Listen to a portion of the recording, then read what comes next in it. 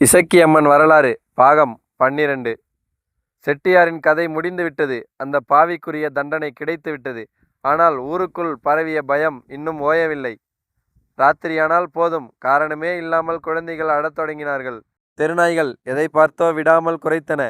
செட்டியார் வீடு பாழடைந்து கிடக்க அந்த பகுதி முழுவதுமே ஒரு இனம் புரியாத பீதி தொற்றிக் கொண்டது. இசக்கியின் ஆவி இன்னும் சாந்தி அடையாமல் அந்த பகுதியில்தான் சுற்றி கொண்டிருக்கிறது என்பதை பலரும் உணர்ந்தார்கள். இவள் இப்படியே ஆக்ரோஷமாக சுற்றி கொண்டிருந்தால் இந்த ஊரே விரைவில் சுடுகாடாகிவிடும் என்று ஜனங்கள் நடுங்கினார்கள். இனிமேலும் பொறுத்திருந்தால் வேலைக்காகாது என்று முடிவெடுத்த ஊர் பெரியவர்கள் ஆலமரத்தடியில் அவசரமாக கூடினார்கள். அனைவர் முகத்திலும் கவலை ரேகைகள். செய்த தப்புக்கு செட்டியார் குடும்பமே அழிந்து போய்விட்டது. ஆனால் எந்த பாவமும் அறியாத அப்பாவி ஜனங்களான நாம் ஏன் பலியாக வேண்டும் என்ற கேள்வி எழுந்தது. இசக்கியை எப்படி அடக்குவது? அவளுக்கு என்னதான் வேண்டும்? இதை தெரிந்து கொள்ள ஒரே வழிதான் இருந்தது. குறி சொல்லும் கோடாங்கியை வரவழைக்க முடிவெடுத்தார்கள். உடுக்கை சத்தம் விண்ணை பிளக்க கோடாங்கி ஆக்ரோஷமாக ஆடத் தொடங்கினார். திடீரென அவர் கண்கள் சொருகின. அவர் உடலில் ஒரு பேரருள் வந்து இறங்கியது. அதுவரை கேட்டது கோடாங்கியின் குரல். இப்போ ஒலிப்பது சாட்சாத் இசக்கியின் குரல். டேய், நான் யாரையும் சும்மா அழிக்க வரலடா. என்னை நம்பி வந்தவங்களுக்கு நான் தாயா இருப்பேன். துரோகம் செய்தவர்களுக்கு தான் நான் யமன். கோடாங்கி கையில் விபூதியை எடுத்து ஊர் மக்களிடம் நீட்டியபடி தீர்ப்பை சொன்னார்.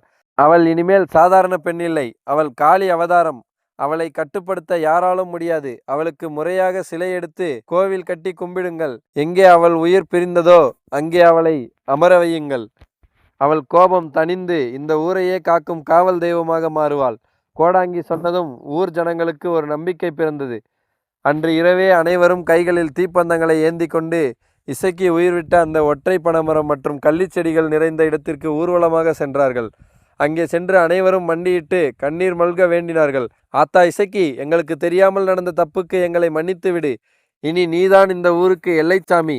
எங்களை பிள்ளைகளாக நினைத்து காத்து நில்லு தாயே. ஊர் மக்களின் அந்த உண்மையான கண்ணீரை கண்டதும் அதுவரை அங்கே நிலவிய ஆக்ரோஷம் குறையத் தொடங்கியது. வீசிக்கொண்டிருந்த சூறாவளி காற்று மெல்ல தென்றலாக மாறியது. அந்த இடத்தில் ஒரு இனம் புரியாத அமைதி நிலவியது. அவளது ஆன்மா சாந்தமடைந்து அந்த இடத்திலேயே குடிகொள்ள சம்மதித்தது. சாந்தமடைந்த இசக்கி அம்மனுக்கு ஊர் மக்கள் எப்படி கோயில் எழுப்பப் போகிறார்கள்? அவள் கையில் ஏந்த போகும் அந்த ஆயுதம் எது? முதலில் அவளுக்கு என்ன படையல் வைக்கப்பட்டது? தெய்வீக வரலாறு தொடர்கிறது அடுத்த எபிசோடில்.